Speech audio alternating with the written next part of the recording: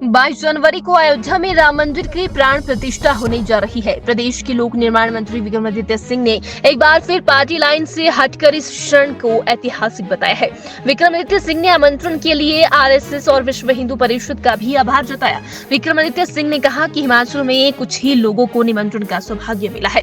उन्होंने निमंत्रण के लिए आरएसएस व विश्व हिंदू परिषद का आभार जताया।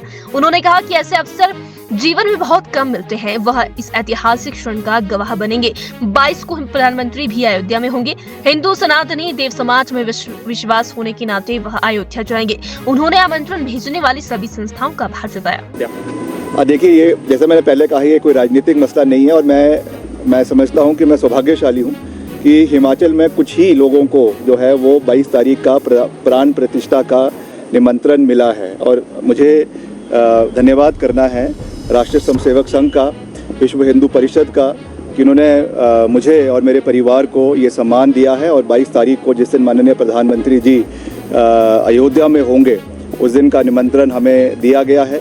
और उस दिन निश्चित तौर से, क्योंकि ये जीवन में एक ही बारी ऐसा मौका मिलता है कि इस इतिहास का हम गवाह बन सके, तो एक सनातनी होने के नाते, एक हिंदू होने के नाते और देव समाज में विश्वास रखने होने के नाते ये मेरा परम दायित्व है, मेरी जिम्मेवारी है कि मैं उस दिन वहाँ पर उपस्थित रहूँगा भी और इस इतिहास को बनते हुए जो है मैं इसका गवाह बनूँगा। इसके लिए मैं निमंत्रण देने वाले सभी संस्थाओं का दिल की गहराइयों से बहुत बहुत धन्यवाद करता हूँ। और देखिए, हम अपने तरीके से, पूरी तरीके से तैयार है। अभी ये कोई राजनीतिक मैं कोई वो नहीं कर रहा हूँ, मगर फिर भी माननीय जेपी नड्डा जी बहुत बड़े नेता हैं, राष्ट्रीय अध्यक्ष है, साथ ही हिमाचल से सांसद भी है। तो वो अपनी पार्टी की बात कर रहे हैं, अपनी तैयारी की बात कर रहे हैं, अच्छी बात है। हम अपनी सरकार, हमारे माननीय मुख्यमंत्री जी, हमारी पार्टी अध्यक्षा, हम सब मिलकर आगे बढ़ रहे हैं। तो वो तो चुनावों की बात होगी, जब चुनावों की रण में उतरेंगे तो हर तरीके से अस्त्र शस्त्र निकाले जाएंगे और लड़ा जाएगा।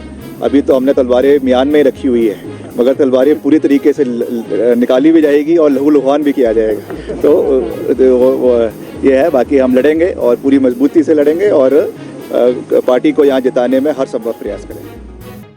22 जनवरी को अयोध्या में राम मंदिर की प्राण प्रतिष्ठा होने जा रही है। प्रदेश के लोक निर्माण मंत्री विक्रमादित्य सिंह ने एक बार फिर पार्टी लाइन से हटकर इस क्षण को ऐतिहासिक बताया है। विक्रमादित्य सिंह ने आमंत्रण के लिए आरएसएस और विश्व हिंदू परिषद का भी आभार जताया। विक्रमादित्य सिंह ने कहा कि हिमाचल में कुछ ही लोगों को निमंत्रण का सौभाग्य मिला है। उन्होंने निमंत्रण के लिए आरएसएस व विश्व हिंदू परिषद का आभार जताया। उन्होंने कहा कि ऐसे अवसर जीवन में बहुत कम मिलते हैं, वह इस ऐतिहासिक क्षण का गवाह बनेंगे। 22 को प्रधानमंत्री भी अयोध्या में होंगे। हिंदू सनातनी देव समाज में विश्वास होने के नाते वह अयोध्या जाएंगे।